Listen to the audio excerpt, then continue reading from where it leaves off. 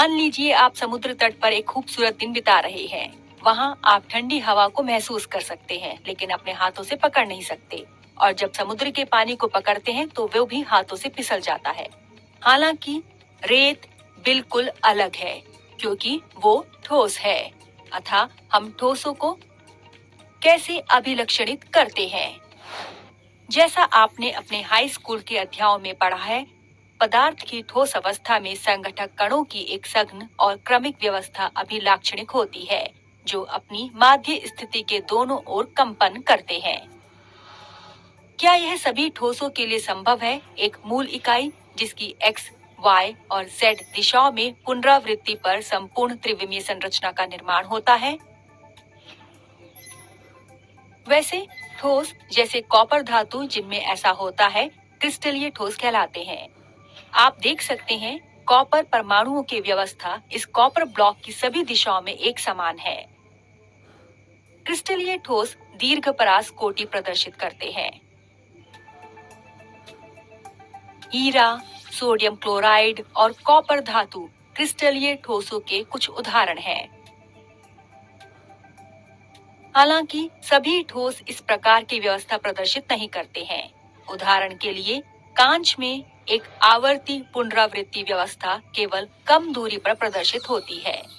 ऐसे भाग विसरित होते हैं तथा इनके मध्य व्यवस्था अनियमित होती है। ठोस जैसे कांच लघु परास कोटि प्रदर्शित करते हैं और अक्रिस्टलीय ठोस कहलाते हैं। आइए हम इनमें से प्रत्येक श्रेणी के ठोस के कुछ गुणधर्मों के बारे में पढ़ते हैं। क्रिस्टलीय ठोस। सोडियम क्लोराइड क्रिस्टलीय ठोस का एक सामान्य उदाहरण है। सोडियम क्लोराइड के नमूने को आणविक स्तर पर देखें। यह संघटक कण अर्थात सोडियम आयन और क्लोराइड आयन एक नियमित क्रम में इस प्रकार बंधित होते हैं कि प्रत्येक सोडियम आयन 6 क्लोराइड आयनों से घिरा हो तथा प्रत्येक क्लोराइड आयन 6 सोडियम आयनों से घिरा हो। एक क्रिस्टलीय ठोस की सबसे छोटी इकाई एकक कोष्ठिका कहलाती है। इन एकक कोष्ठिकाओं की सभी दिशाओं में पुनरावृत्ति द्वारा क्रिस्टल की संपूर्ण संरचना का निर्माण होता है। आइए अब सोडियम क्लोराइड को गर्म करते हैं। संघटक कण इस ऊष्मा को अवशोषित करके तेजी से कंपन करना प्रारंभ कर देते हैं।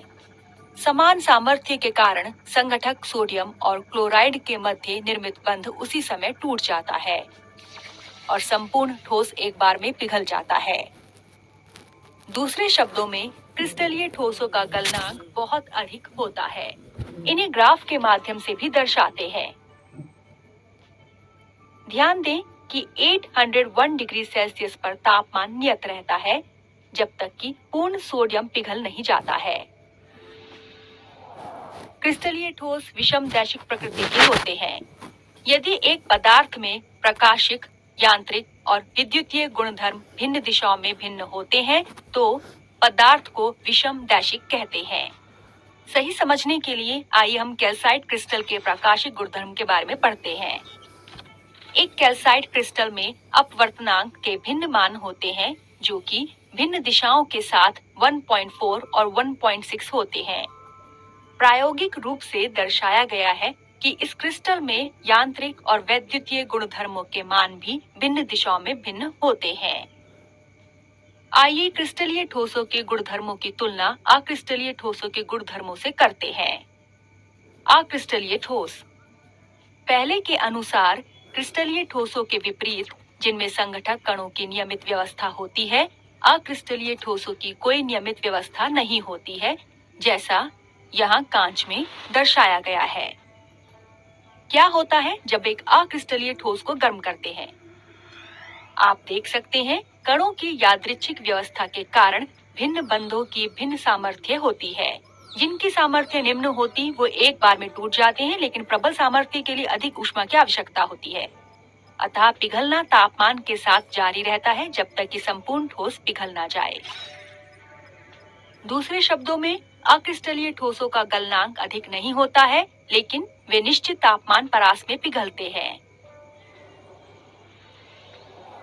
अक्रिस्टलीय समदैशिक प्रकृति के होते हैं। यदि एक पदार्थ में प्रकाशिक, यांत्रिक और विद्युतीय गुणधर्म भिन्न दिशाओं में समान है, तो पदार्थ को समदैशिक प्रकृति का कहा जाता है। क्रिस्टलीय ठोसों के विपरीत जो विषमदैशिक होते हैं, अक्रिस्टलीय ठोस प्रकृति में समदैशिक होते हैं। उदाहरण के लिए एक कांच की पट्टिका में अपवर्तनांक का मान समान होता है, जो किसी भी दिशा के अनुदिश 1.5 होता है। सारांश।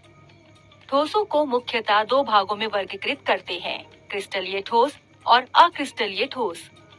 क्रिस्टलीय ठोसों में संगठक कणों की दीर्घ परास कोटि होती है, जबकि अक्रिस्टलीय ठोस लघु परास कोटि दर्शाते हैं। क्रिस्टलीय ठोसों का गलनांक अधिक होता है, अक्रिस्टलीय ठोसों का गलनांक अधिक नहीं होता है।